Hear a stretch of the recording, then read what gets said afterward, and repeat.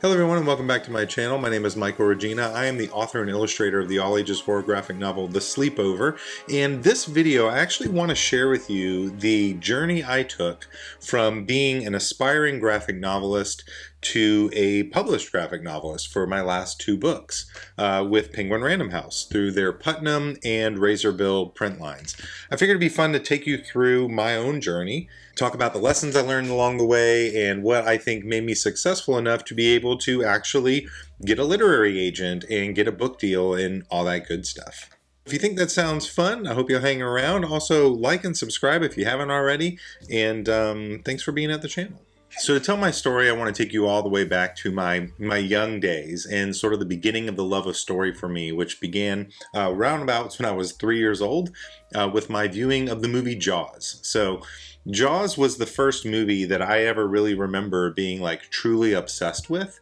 In fairness to my parents, I don't think they intended me to watch it at that young of an age, but I used to get out of bed at night and I would go out into the living room and watch TV, and they would find me in the morning watching stuff. And so Jaws was on all the time because we didn't have Netflix and junk way back then in the early 80s, and it was the movie that was on. And I quickly fell in love with this amazing suspense horror creature feature story about a shark destroying a island community. As a young kid, I think my love of that movie often spun out into an enjoyment of doing things like fishing and stuff, which I still love to do. But as I got older, you know, fishing maybe waned over time, but this love of this movie really stayed with me. And I learned that pretty quickly stories were something that I just really, really loved. After Jaws, I discovered my first comic book, then in a story called Batman: A Death in the Family. Also, maybe not a book you want to read when you're in early elementary school, but my parents got it for me, and I read it, and I really enjoyed it. And it was this early realization that stories can really leave a lasting impact on somebody. And whenever I visit schools and things like this, I always talk about the fact that we all have stories that we love and that mean a lot to us. And I think I just began to realize that at a young age, and then combine that with the realization that oh, I can make them.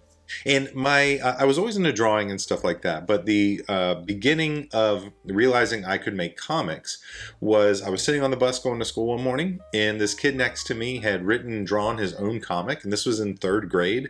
And I remember looking over at him, and it was like suddenly this light bulb had gone off in my head that, wow, this is a job somebody has. This is a job that I could have. I could make my own books. I think up to that point, I maybe thought things just I didn't know how it was made, frankly, right? It was it's just this magic thing that just appears, these movies and books and things like that. And suddenly it became this career option to me.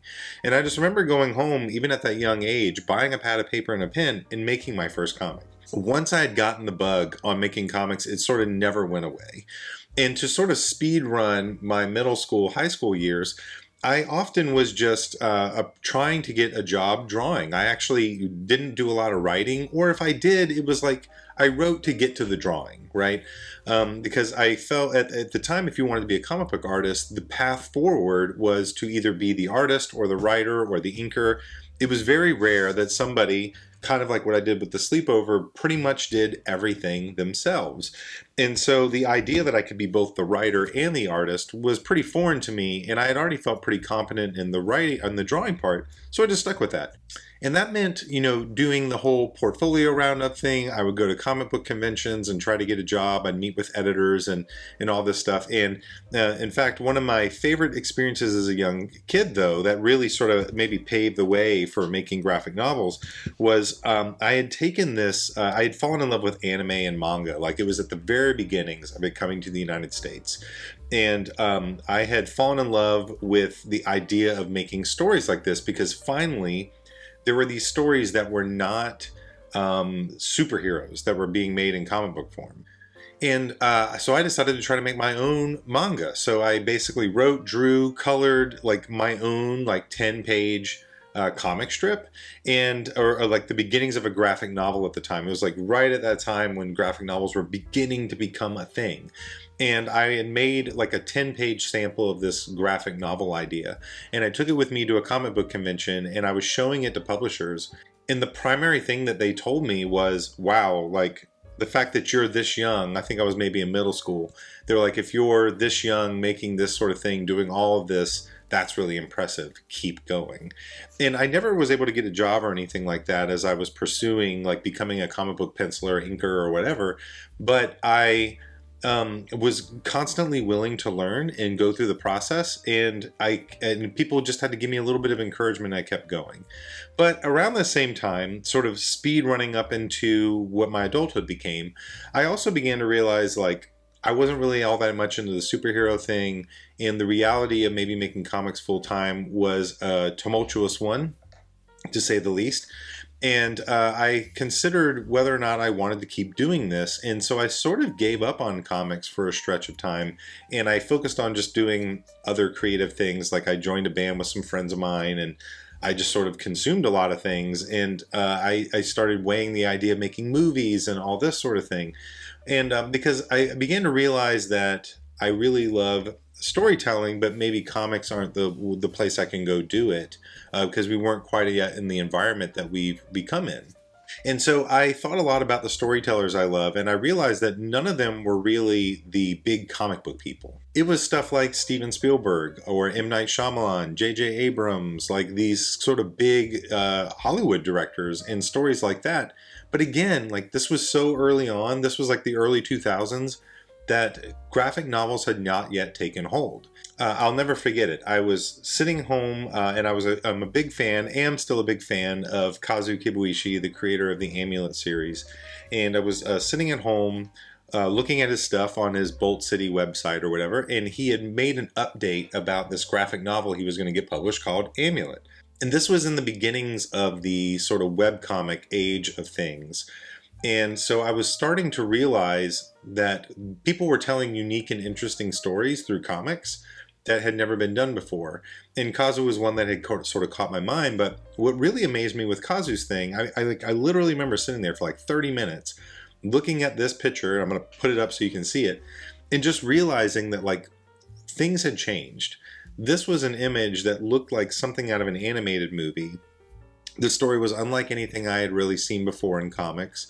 And on top of that, the major publishers were picking this book up, right? So it was going to be published by Scholastic.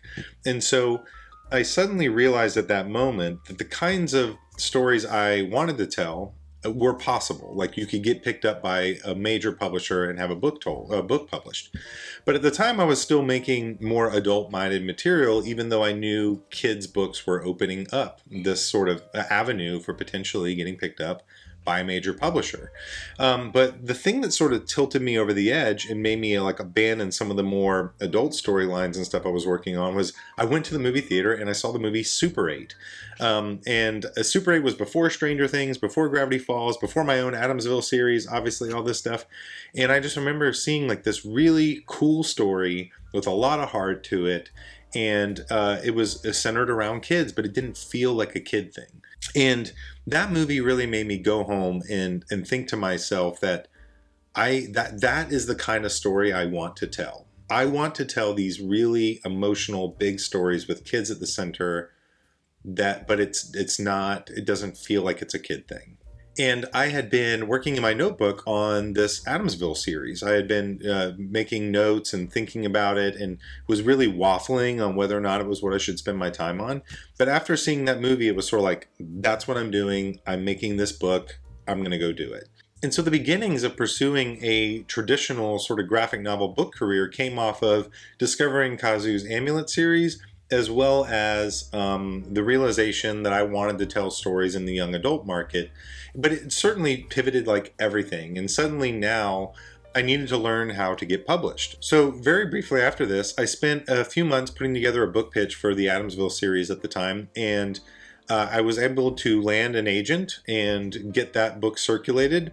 And in truth, looking back on that, I had no business doing that yet. My art was super unpolished. I had never been tested. I had never finished a graphic novel, anything. But I had an agent that wanted to give me a shot. And we spent, what was so discouraging about that experience is we spent a year trying to get a publisher interested in the book, only for everything to come back no. And at this time, I had started a job that was really not in a field that I had much interest in, But because my pursuit of art as a young adult had led to no steady income, and I wanted to start a family and this sort of thing, I decided to pursue just a good paying job, something to pay to take care of my home.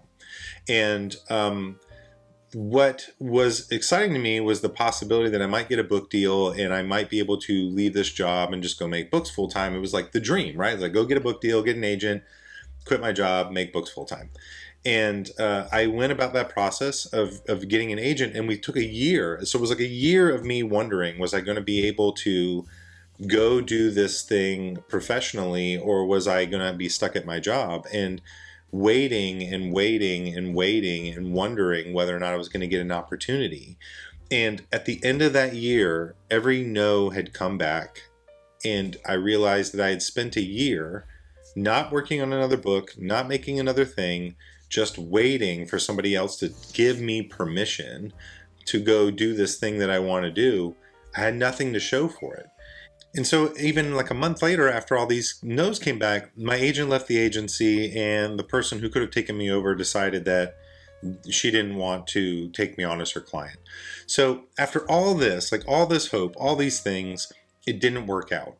And I was left with nothing, and I was still sitting there in a position where I hadn't spent a lot of time making another book, and now I needed to accept that I had a job that I was unhappy in. So it was actually, I read a book called A Million Miles in a Thousand Years, which is a book by Don Miller, who is also the author of Blue Like Jazz. And in this book, he talks about living your life as a story. So he was trying to adapt his own life into a fictional life for the purposes of this movie adaptation. He started thinking about how your life often resembles a story, and that you can choose the kind of story you want to live. And this idea really intrigued me, because he then goes off on a journey of like, what if I lived my life like I was telling a better story? What if I was telling a better story with my life? And I realized at that time, in the middle of like feeling really down about my situation and my prospects, and realizing that like all the hard work I put into things wasn't panning out. And I think there was definitely a part of me that just thought this was going to come easy, right? Thought this was going to come easy, or that I was better than I actually was. And I suddenly realized that I was asking everybody else to give me permission to pursue the things that I wanted to pursue. I was asking agents to tell me I was good enough. I was asking publishers to tell me I was good enough. I was asking a job to tell me I was good enough. Like, I was basically saying like, I can't do this unless it's my full-time job, and all these things. And I just decided to stop saying that, and decided that I was going to make books, whether I got paid for them or not, whether it amounted to anything or not. I was just going to go make them. And so I decided then that regardless of having a book deal, I was going to make the Adamsville series. And I spent the next year and a half making this entire book series offline. I decided that part of what that meant to me, this decision that I wasn't going to let somebody tell me how I should live, meant that for me, I was not going to put the book online. I occasionally would make like a blog update or something, but I didn't want to publish it online. I wanted to go make a book and finish it and prove that I could do it before I showed it to anybody or pitched it or tried to get any input. I just wanted to go do it. And that was actually the happiest I think I ever was creatively, because I had this decision, I put like all of the power back in my own court to go do something. Now, the interesting thing is, when the book came out, it didn't achieve, I didn't get any book deals or anything like that, but I was able to get enough interest to do the Kickstarter, raise enough money to print the book, and so it had become this realization of a dream. Like, I had made a book, and I was sharing it with schools and going to school visits and book festivals, and I was living out a better story, and I was realizing, like, I'm happy. I'm really content with everything I'm doing. And I started up on the second book. And then what was interesting is I learned that if you are a confident person moving forward, focusing on getting better, finishing things, eventually, like, you get noticed. If you're doing good work, you're going to get noticed. And Webtoons came around and saw Adamsville and were like, hey, we like this book. Would you like to maybe put it up on our site as a featured comic? And that sounded great to me. So I did the remainder of the Adamsville series through Webtoons. I was a part of that inaugural class of featured comics that ended up on Webtoons.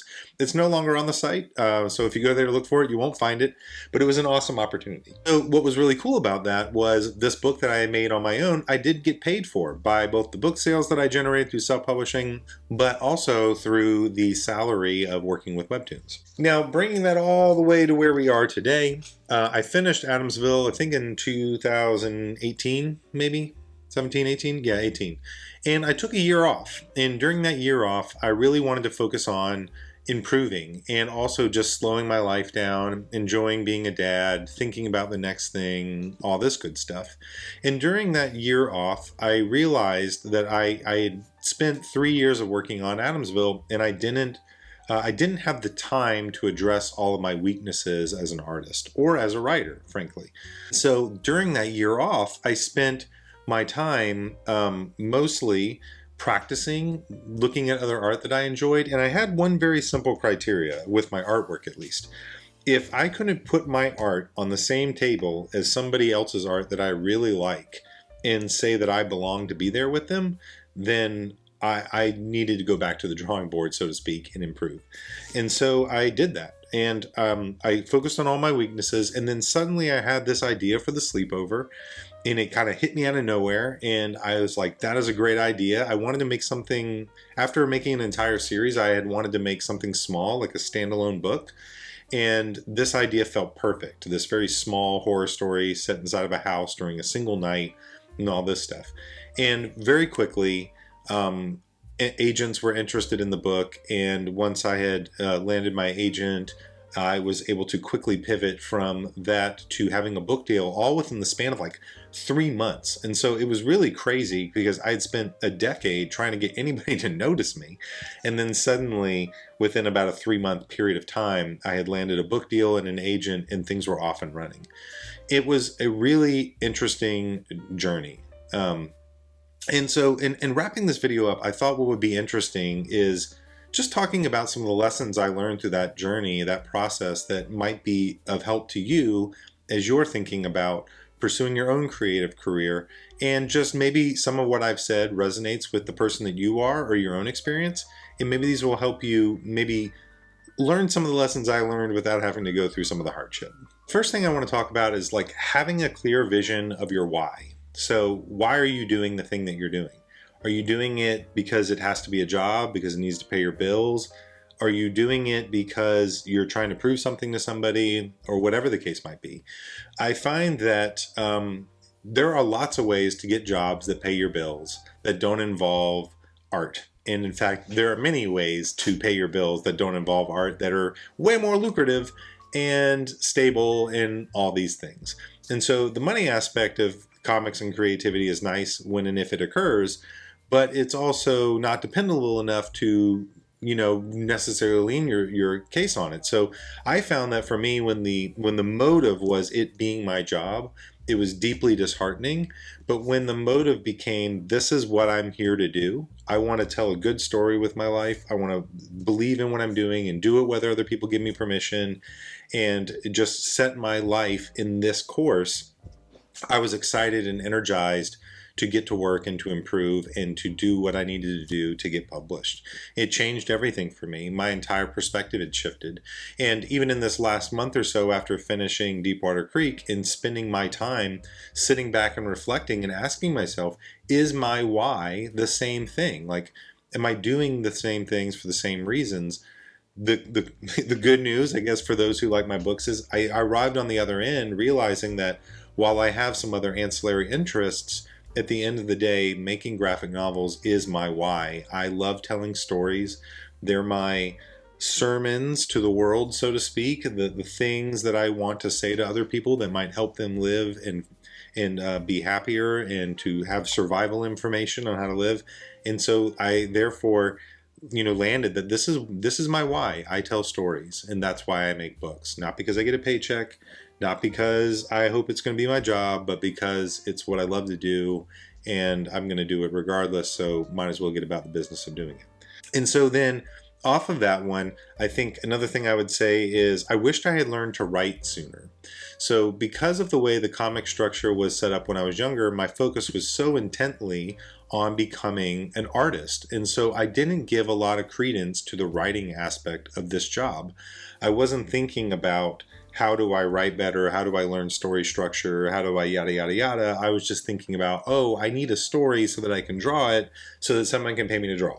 Whether you end up writing your own books or just drawing other people's books or whatever the case might be, learning to write, learning how stories work, all those sorts of things, I wished I had put more attention on that, because once I did, I realized that for me at least, the drawing is just the conduit to tell the story that's in my head. And so I wish I had spent more time on that. It would have saved me a lot of things. I didn't actually get serious about learning story structure and writing and everything until after the first Adamsville book had come out. And it's made things easier in some regards and much harder in others, but I think hopefully the quality of my work has gone up considerably. A third thing I would mention is understand how good you can be and understand that you can achieve it. So I think a lot of people think of things as being these innate processes of like, oh, I'm deeply talented in this area, or I'm just naturally gifted in this way, and these other people are more naturally gifted than me. And obviously there are some dynamics within this that I think are actually true, but if my life is any testament to it, I focused on learning to do the work before I learned on how to do the quality that was involved in the work to get where I wanted to go. And when I did focus on the quality, I was able to grow very quickly by simply putting in the time, the effort, the interest, and all that sort of thing. But it took me believing in myself that I can be better than I am. And even now, as I'm in between books, I'm looking at my own stuff going, what do I need to improve? Where can I be better? How can I make this process easier for myself so that with the next thing, I'm hitting the ground even harder? So, and in tandem along with that, one of the things I would say is that one of the things I say to my kids all the time is, learn to be a teachable person. So one of the things I learned in that process was that I will get so much better if I am not so busy trying to tell other people how good I am, and instead I'm trying to ask people to help me be better. So I asked other creators for tips. I spent time with them. They gave advice and I implemented it. I took the advice that they gave and I did it.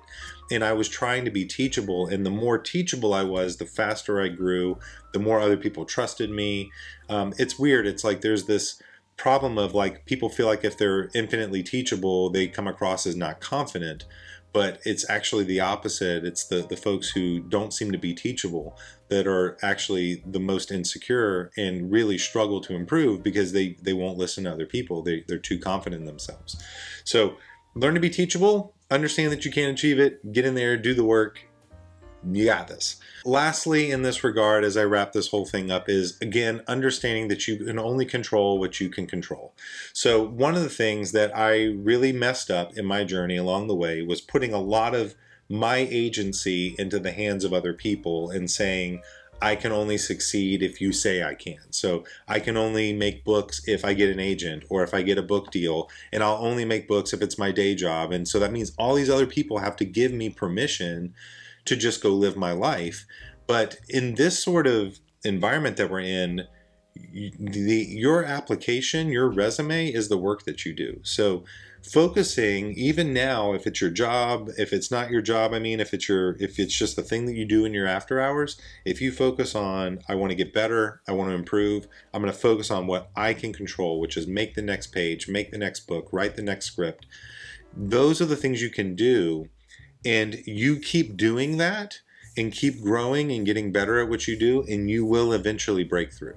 It took me a decade to break through, completely break through, but it happened. And it happened by focusing on what I can control and less on what I couldn't, and having the confidence to just say, hey, I'm going in this direction. Follow me if you want to. So that's my journey as a creator. I hope this was interesting to you. That was my journey as an artist from all the way back as a little kid up till now. I hope it was an entertaining journey for you. I am still looking to do some more solo play stuff here. I'm just kind of trying to get some studio aspects of things set up here so that I can make that an easier process for me. But thanks for being at this channel. If you enjoyed this content and want to listen to me talk a little bit more about my journey, you can click here and watch a video where I talk about how your day job can actually be a benefit to you in your pursuit of your art. So hope you're having a great one. I'll talk to you next time. Bye.